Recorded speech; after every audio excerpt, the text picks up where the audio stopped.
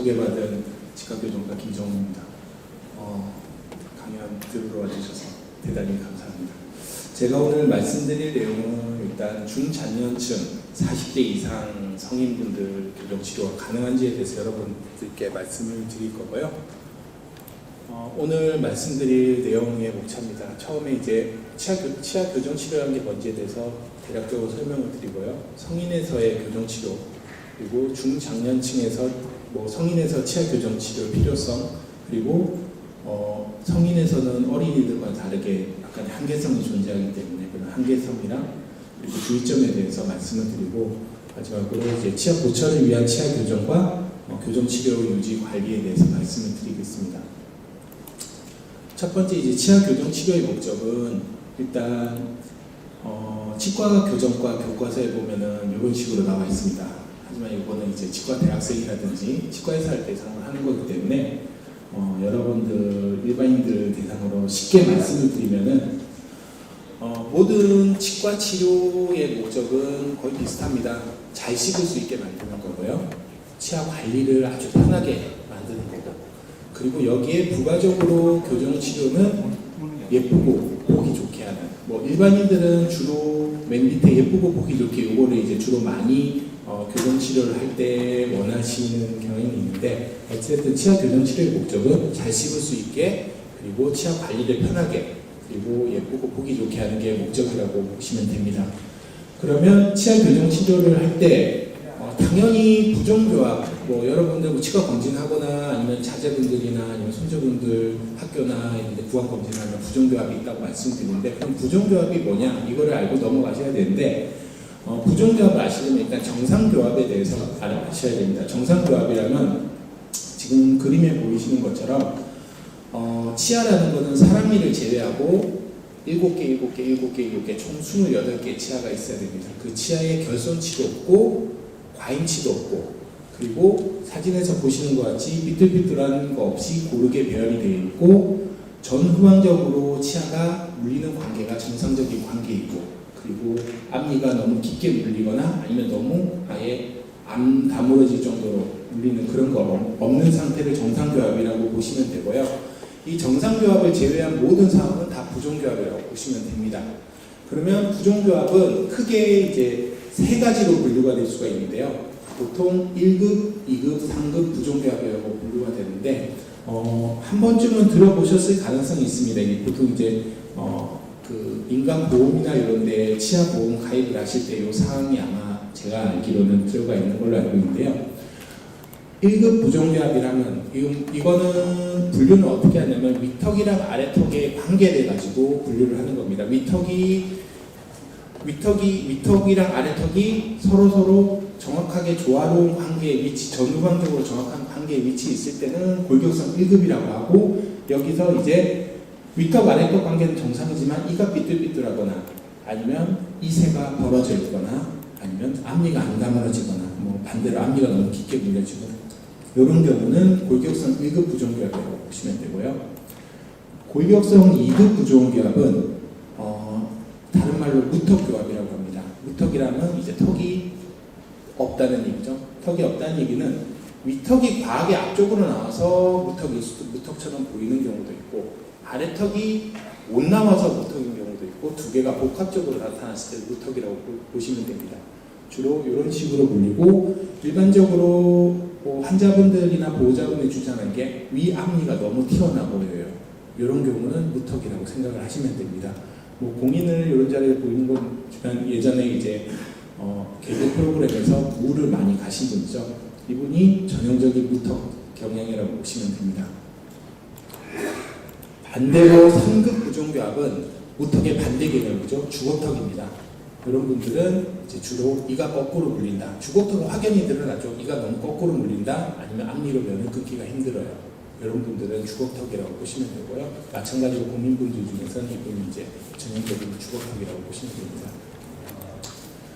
그러면은 예전에는 제가 교정 치료 시작을 한 지 거의 이제 15년, 20년에 가까워지고 있는데, 제가 처음 교정 치료를 시작할 때만 해도 환자들의 90% 이상이 어린이 청소년이었습니다.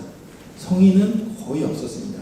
하지만 이제 요새는 이제 최근에는 성인 환자분들이 조금 추세가 늘고 있는데 그 이유는 거의 평균 수명이 예전에 비해서 많이 증가했습니다. 지금 요 표를 보시면은 2050년경에는 지금 현재 뭐 2015년 정도로 보시면은 현재 한 20% 조금 안 되게 성인분 65세 이상이 인구의 한 20% 정도라고 보시면 되는데 2050년경에는 그게 거의 40%에 가깝게 육박한다고 보고가 되고 있고요. 그리고 2030년경에는 14살 이하의 어린애들보다는 65세의 인구가 더 많아진다고 보고가 되고 있습니다. 그리고 점점 이 인구 피라미드가 예전에는 피라미드 형태에서 약간 볼록한 형태였다가 이번에는 2030년, 2050년 가까이 역피라미드 볼록 이렇게 붉은 부분으로 제가 표시를 한 부분이 주로 40대 이상 중장년층이라고 보시면 되고 사진에서 보시듯이 중장년층 환자의 비율이 늘어가고 있는 추세입니다. 이렇게 평균 수명이 증가를 하고 있고요. 그리고 뭐 70년, 80년, 90년까지는 여러분들이 이제 뭐 경제 발전이라든지 생계를 유지하시느라고 뭐 많이 힘쓰시면서 본인에 대한 치료를 잘 생각을 안 하시는 경우가 많으세요. 성인분들은요, 주로 이제 자식분들 챙겨주시고 자식분들 치료를 해주셨다가 이제 자식분들 크시고 그리고 이제 경제적으로 조금 이제 여유가 있으시면서 삶의 질이 향상이 되면서 본인들에 대한 이제 치료도 신경을 쓰시게 되시고 그리고 최근 사회적 트렌드가 외모나 치아 건강에 대한 트렌드가 좀 많아지면서 성인분들도 많이 교정 치료를 진행을 하고 있는 상태입니다. 그러면 성인에서 치아 교정은 뭐 어떻게 보면 이게 오늘 강연의 핵심인데 교정 치료는 나이랑은 상관없습니다. 오히려 나이보다는 잇몸의 건강 상태가 얼마나 좋으냐에 달려있는 겁니다. 잇몸이 좋으시면은 40대, 50대, 60대, 70대까지도 신전 치료를 가능하고요. 반대로 20대, 10대인데 잇몸이 너무 안 좋다 그러면 교정 치료는 불가능합니다. 교정 치료는 나이가 중요한 게 아니라 잇몸 상태가 중요하다는 것을 알고 계셔야 되고요. 장치도 특별한 건 없습니다. 청소년들이 쓰는 장치랑 똑같은 장치를 쓸 수 있습니다. 다만 이제 뭐 치료하는 힘 조절하는 데 있어서 조금 다르긴 하지만은 장치 자체는 청소년들이 쓰는 장치랑 똑같은 장치라고 보시면 되고요. 그러면 성인이랑 아동은 어떤 차이가 있느냐 대략적으로 말씀을 드리면은 성인분들은 주로 본인이 원해서 교정 치료를 받으러 오십니다. 본인이 뭐 어디가 안 좋아요, 아니면 이가 틀어졌어요, 잘 안 씹혀요. 본인이 원해서 치료를 시작하기 때문에 그런 분들은 되게 본인이 원하고 본인이 고치기를 적극적으로 원하시기 때문에 매우 협조적입니다. 반대로 아동들은 주로 부모님들이나 할아버지 할머니 손에 끌려와서 나는 치료를 안 받고 싶은데 라는 얼굴을 가지고 있으면서 결국에는 이제 엄마 아빠가 치료를 받아야 된다 하면서 치료를 하기 때문에 그런 경우는 본인이 원해서 치료를 하는 경우가 아니기 때문에 많이 비협조적입니다. 그리고 어린애들은 여러분들 집에 이제 손주나 자식분들 어릴 때 아시겠지만 이 잘 안 닦습니다. 하지만 어른분들은 대체적으로 이를 좀 잘 닦으시는 경우가 많고요. 그리고 성인분들은 진료 약속도 대체적으로 잘 지키시는 편입니다. 청소년이나 어린애들은 요새 학원 가느니 학교 스케줄이니 그런 것 때문에 약속을 주로 많이 변경하는 경우가 많고요.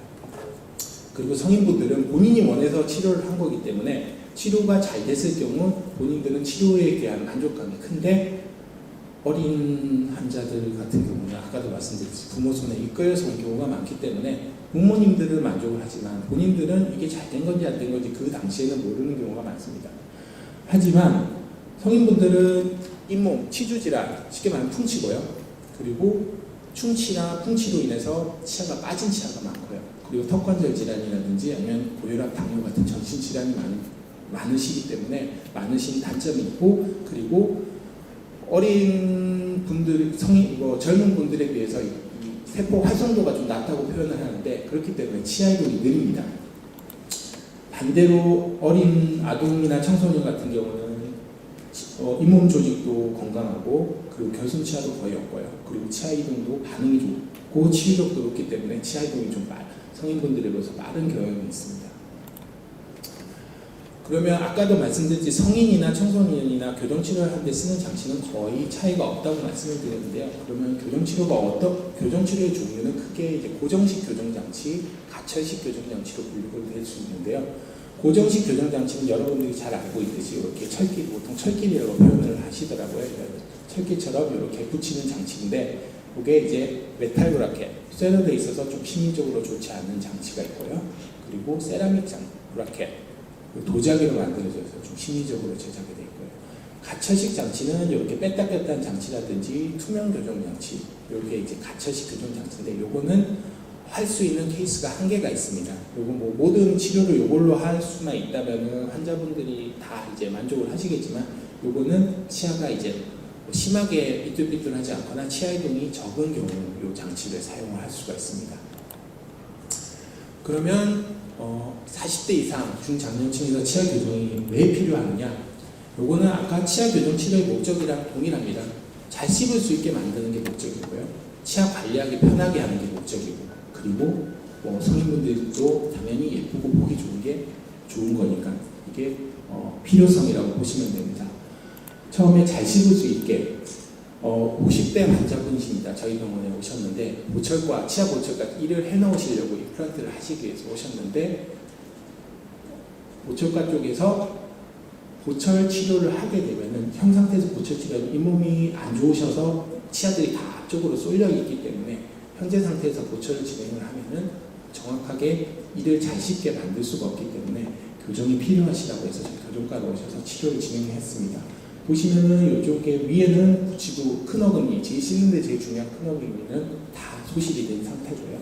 아래도 이쪽은 큰 어금니 소실이 되고, 앞니는 여기는 거꾸로 물리고 이도 많이 삐뚤삐뚤하신 상태입니다. 엑스레이 사진이고요. 청소년들이 쓰는 교정장치 똑같은 장치 써서 배열을 하고, 이쪽 아래니만 하나 발치해서 배열을 진행을 해서 임플란트까지 다 진행을 했습니다. 이게 치료 전이고요, 치료고요. 이런 경우는 어금니가 없으시니까는 씹으실 수가 없지만, 교정을 치료를 해서 치아를 정확한 위치로 배열을 하고 보철과 도움을 받아서 임플란트까지 보철해서 이분은 아주 잘 식사를 하실 수 있게 만들어 놓은 상태입니다. 엑스레이, 치료 끝난 후 엑스레이 사진이고요. 두 번째로 치아 관리하기 편하게, 이거는 무슨 말씀이냐면, 이분은 60대 환자분이십니다. 이가 많이 삐뚤삐뚤해서 보기가 안 좋다는 거를 고치고 싶으셔서 교정과로 오셨습니다. 보시면은 오른쪽 앞니가 측절치라고 그러는데, 측절치가 거의 입천장 쪽으로 나셔서 이쪽은 측절치가 거의 보이지 않는 상태시고요. 아래 앞니도 많이 삐뚤삐뚤합니다. 이런 상태가 되면은 치과 의사인 저라도 치아 관리 양치질을 할 때 꼼꼼하게 하지 않으면 이런 부위는 이런 부위에 치태라든지 음식물이 끼게 되고 충치가 발생을 하게 되고 잇몸 질환도 많이 발생을 하시게 됩니다.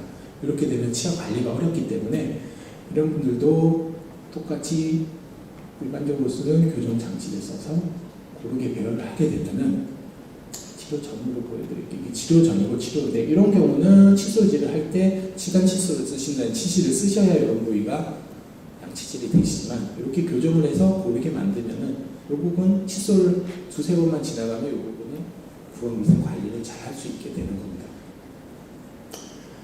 마지막으로 예쁘고 보기 좋게,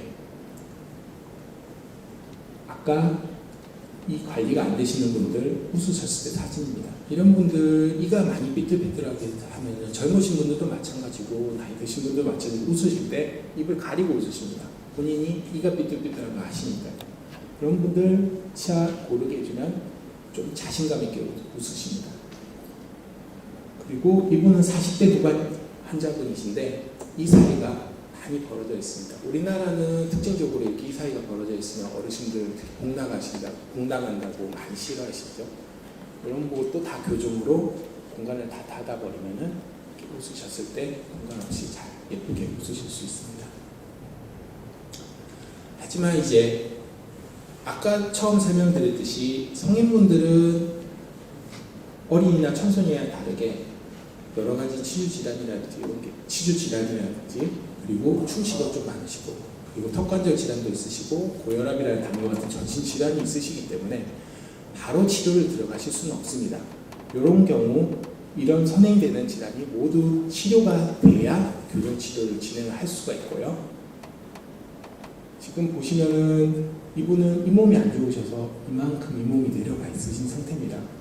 원칙적으로 이렇게 붉은 선만큼 잇몸이 원래는 정상적으로는 이만큼 잇몸뼈가 있어야 되는데 지금 노란 선만큼 잇몸이 녹아내린, 뭉치가 없어서 녹아내린 거고, 이런 분들은 여기 다 발치하고 이런 잇몸 치료를 다 진행을 해야 교정을 할 수가 있는데, 이런 경우는 뭐가 문제가 되냐면, 이게 이제 치조골, 잇몸뼈라고 보시면 되고, 이걸 치아라고 보시면 되시는데, 교정치료라는 거는 원칙적으로 교정치료를 하지 않으면 받지 않아야 될 힘입니다. 어떻게 보면 병적인 힘을 줘서 병적인 뼈의 흡수를 일으키고 뼈의 침착을 일으켜서 치아를 이동을 시키는 겁니다. 힘을 받으면은 힘을 받는 반대쪽에서는 뼈가 녹게 되고요.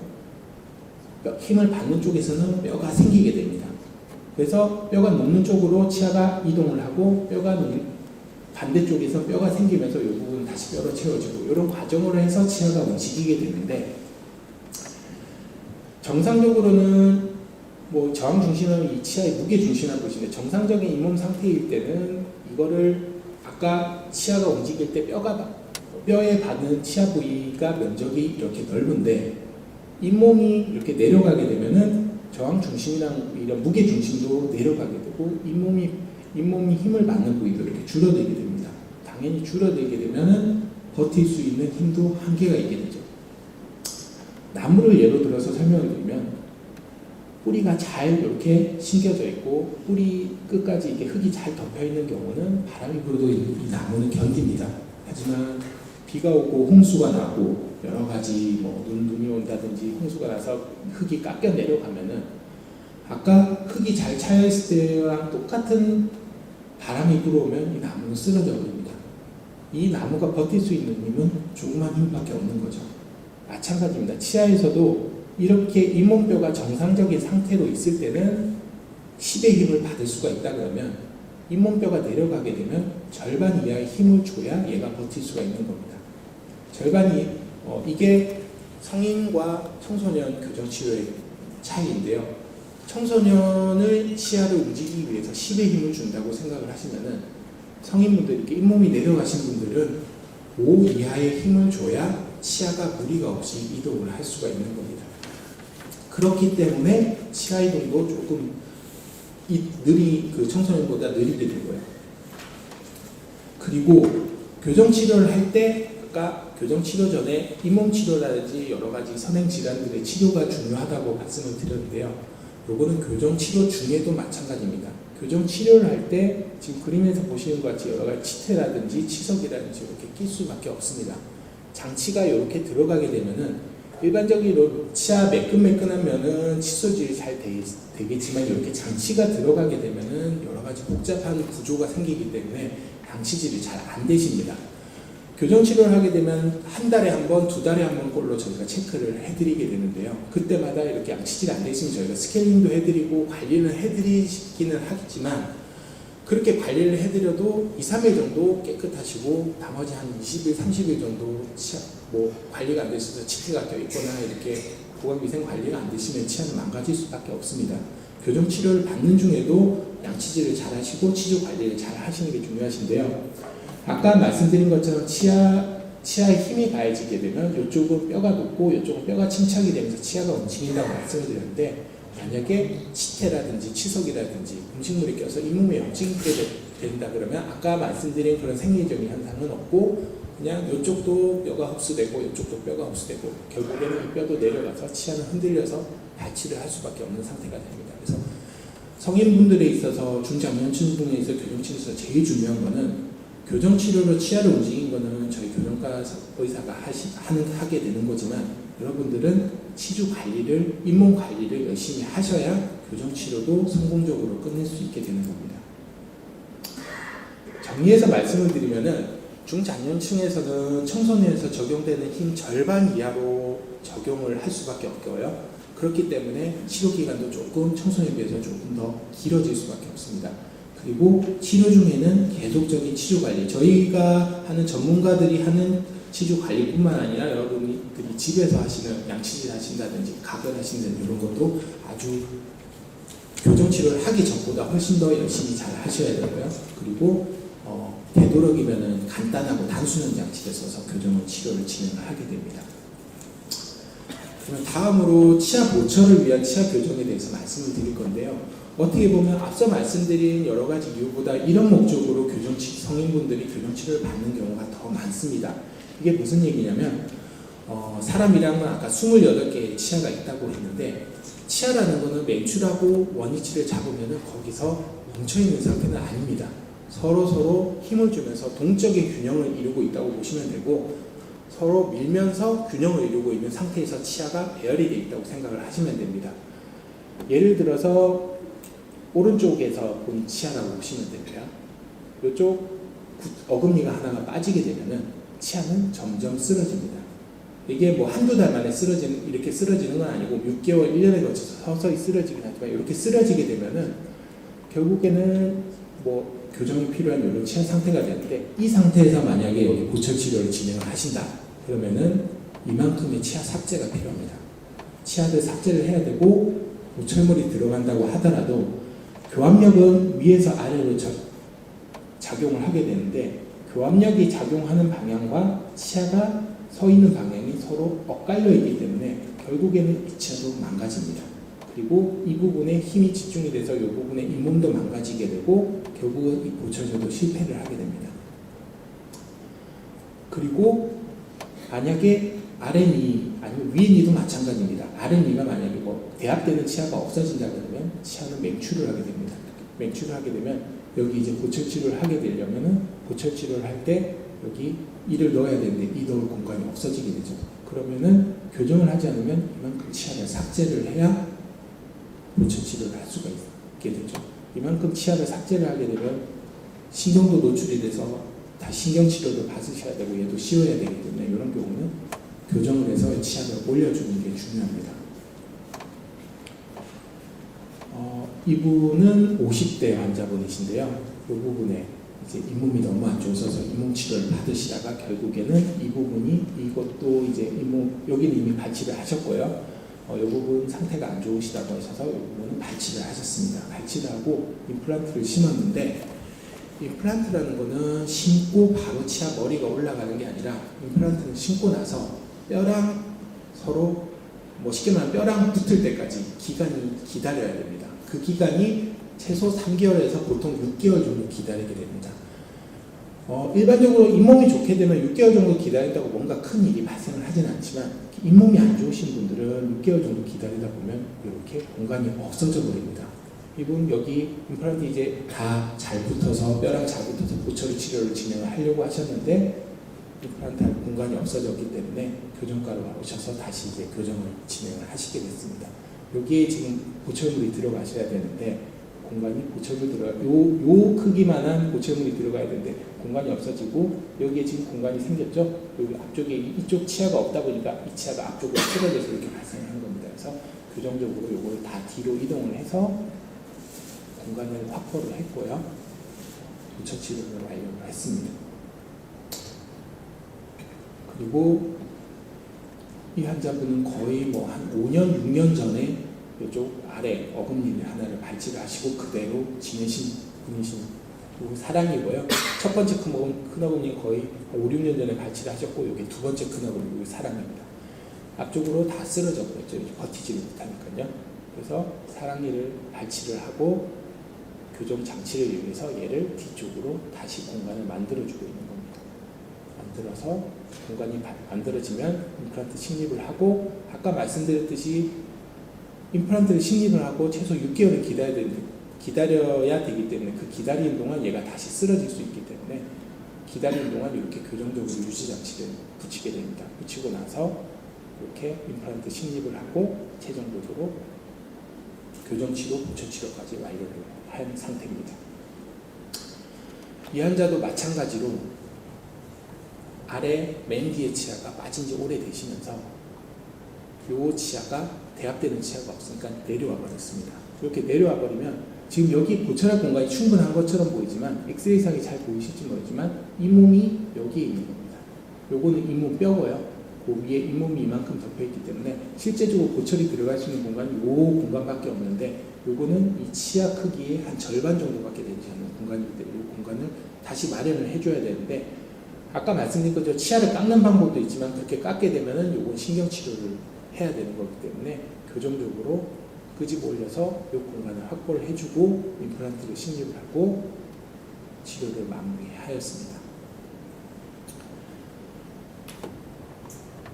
아까 말씀드렸듯이 치아가 상실이 되면은 서로 치아 간의 균형을 이루고 있는 게 상실이 됩니다. 그렇기 때문에 인접하거나 대합되는 치아가 그 상실된 치아 부위로 이동을 하게 되고 그렇게 되면 치아 보철 치료를 하게 되는 데 있어서 구조적인 문제가 발생을 하게 됩니다. 아까 말씀드린 교합력이 작용하는 방향과 치아가 서 있는 방향이 서로 엇갈려 버리기 때문에 결국에는 그 엇갈려 있는 치아도 망가져 버리게 되고 힘들어서 치료한 보철 치료도 망가지게 됩니다. 그렇기 때문에 균형을 깨진 치아를 회복하는 게 필요하고 그렇기 위해서 치아 보철을 위한 교정이 필요하게 됩니다. 그럼 교정치료가 끝나면은 그걸로 끝난 거냐? 그건 아닙니다. 교정치료, 일반적으로 일반인들이 생각하는 교정치료라는 거는 붙여져 있는 장치를 다 떼면 이제 교정치료가 끝났다고 생각을 하는데 엄밀한 의미에서는 교정치료는 그 다음부터 유지 단계까지 교정치료에 포함이 된다고 보시면 됩니다. 잇몸이라는 거는 고무줄 같다고 생각을 하시면 됩니다. 치아 이동을 해서 치아가 교정치료를 해서 치아가 이동을 하면은 잇몸이 쭉 늘어난 상태라고 보시면 됩니다. 고무줄을 손으로 놓으면은 원래 위치로 돌아가 버리죠. 잇몸은 뭐 고무줄처럼 확 돌아가 버린 건 아니지만 서서히 원래 위치로 돌아가려고 하고 치아가 이동을 하고 나서 잇몸이 여기가 이제 나의 새로운 위치구나 라고 인식을 하는데 이 잇몸 세포들이 인식을 하는데 보통 1년 정도 걸립니다. 그렇기 때문에 교정치료를 하고 나서는 최소 1년 동안은 유지장치를 끼셔야 됩니다. 유지장치라는 거는 보통 고정식 유지장치, 가철식 유지장치 두 개를 저희는 사용을 하게 되는데요. 고정식 유지장치는 지금 보이시는 것처럼 앞니 쪽에만 이렇게 입천장 쪽이랑 혀 쪽으로 보이지 않게 가는 철사를 붙이게 됩니다. 그리고 가철식 유지장치는 뺐다 꼈다 하는 환자분들이 본인이 뺐다 꼈다 하시는 거고 24시간 끼시는 거고 식사하실 때랑 양치할 때랑 빼시는 겁니다. 약간 틀니랑 비슷하다고 보시면 되는데 틀니랑은 좀 다르게 여기 이제 철사가 조금 있어서 조금 보이는 단점이 있기는 합니다. 어찌됐든 이 유지장치를 최소 1년, 전체적으로 교정을 많이 하신 분들은 2년 가까이 유지장치를 끼시게 되시고 그리고 교정가로 6개월에 한 번 정도는 저희가 정기적인 체크를 하시게 됩니다. 교정치료는 교정치료를 액티브하는 것뿐만 아니라 이렇게 유지하는 것도 아주 중요하시다고 생각을 하셔야 됩니다. 그러면 제가 지금 길게 설명을 했는데요. 요것만 알고 오늘 앞에 거는 다 잊어버리시고 요것만 알고 가시면 됩니다. 중장년층 교정치료는 나이랑은 상관없습니다. 예전 광고에 보면 나이는 숫자에 불과하다고 했는데요. 마찬가지입니다. 교정치료도 나이는 숫자에 불과합니다. 아무리 연세가 많으시더라 하더라도 70대, 80대 하시더라도 잇몸만 건강하시면 교정치료는 가능합니다. 아까 말씀드렸듯이 반대로 20대, 10대 잇몸이 안 좋거나 20대에 치주병이 발생을 해서 잇몸이 안 좋은 분들도 드물지만 발생을 하거든요. 그런 경우는 교정치료를 할 수가 없습니다. 나이보다는 잇몸이 중요하고요.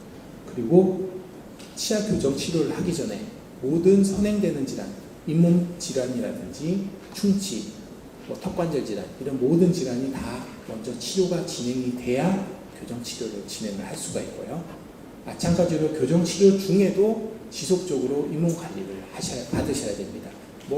교정과에 오시면 교정 치료를 하시면 한 달이나 두 달에 한번 체크를 하시면은 저희가 전문가적으로 스캐닝을 해드린다든지 잇몸에 있는 치태를 제거를 해드리는데 하겠지만 저희가 체크를 해드릴 수 있는 거는 자주 봐도 한 달에 한 번이기 때문에 평상시에 여러분들이 교정치료를 하시게 되면 양치도 열심히 하시고 치실이라든지 치견칫솔 같은 걸 쓰시고 가그림이라든지 이런 거 많이 쓰셔서 그런 위생 관리를 철저하게 하셔야 되시고요. 청소년보다는 당연히 청소년에 비해서 여러분들은 그 치유 능력이 조금은 떨어져 있으신 성인분들은 노화가 오셨기 때문에 떨어질 수밖에 없기 때문에 청소년보다는 훨씬 적은 힘을 적용을 해야 되고 치아 이동은 조금 느립니다. 그래서 치아 이동이 느리다는 것은 청소년들보다 조금 치료 기간이 길어질 수 있다는 것을 아셔야 되고요. 그리고 치아가 상실되게 되면은 치아는 균형을 잃어버리기 때문에 상실된 부위로 치아가 이동을 하게 됩니다. 가장 좋은 거는 상실되시자마자 일산병원에 오시든지 집 근처 치과에 가시든지 바로 가셔서 그 상실된 부위 치료를 받으시는 게 중요하시고요. 만약에 상실된 지 오래되게 되면 그 부위로 치아가 쓰러져서 이동을 해버리기 때문에 교정치료가 선행되어야 할 수가 있습니다. 가장 좋은 거는 치아가 흔들리거나 빠지게 되면 바로 치과에 가셔서 검진을 받으시는 게 가장 중요한 거예요. 교정치료는 받는 것도 중요하지만 교정치료 끝나고 나서 유지하는 것도 아주 중요합니다. 어떻게 보면 유지하시는 게 조금 더 중요합니다.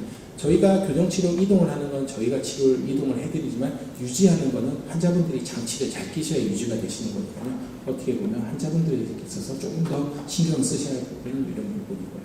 그리고 뭔가 치아가 많이 흔들린다, 아니면 치아가 삐뚤삐뚤하다든지, 아니면 아까 제가 처음에 말씀드린 것도 어떤 부종교합의 그런 어떤 낌새가 보이신다 그러시면은 치과 교정과 전문의랑 꼭 상담을 받아보시고 치과 의사랑 상담을 받아보시기를 권해드립니다.